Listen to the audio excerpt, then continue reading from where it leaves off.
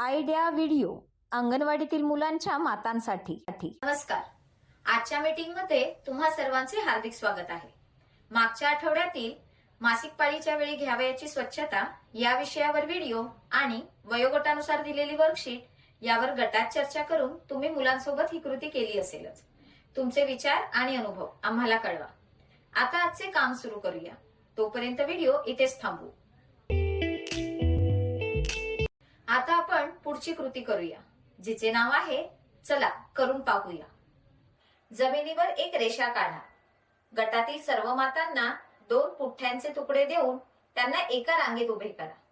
1 2 3 म्हटल्यावर प्रत्येक मातेने एक एक तुकडा जमिनीवर ठेवून त्यावर पाऊल ठेवत अंतिम रेषेपर्यंत जायचे आहे.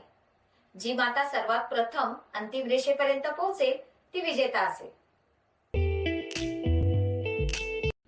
आता पुढील क्रियाकृती करू, जिचे नाव आहे काही नवीन शिकूया. पपेट्समुळे मुलांच्या भावनिक, सामाजिक, सर्जनशील आणि भाषा विकासाला प्रोत्साहन मिळते. पपेट्सच्या माध्यमातून मुले आपल्या भावना सुरक्षितपणे व्यक्त करायला शिकतात.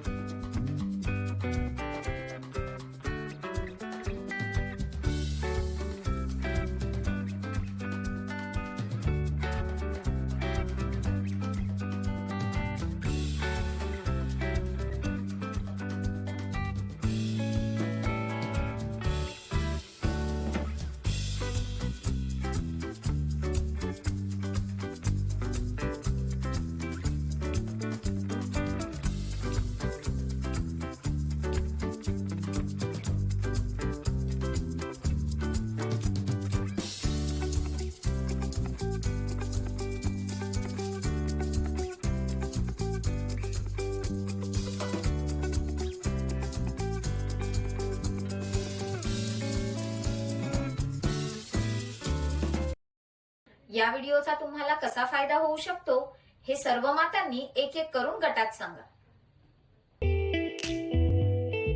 चला आता पुढील क्रियाकृती करू, जिचे नाव आहे घरी जाऊन मुलांकडून करून घ्या. घरी मजेदार खेळ क्रमांक 1. पिठाचा गोळा घेऊन त्याचे 2 समान भाग करा आणि त्यांना वेगवेगळा आकार द्या. मुलांना अंदाज लावण्यास सांगा की कोणते पीठ जास्त आहे. खेळ क्रमांक 2.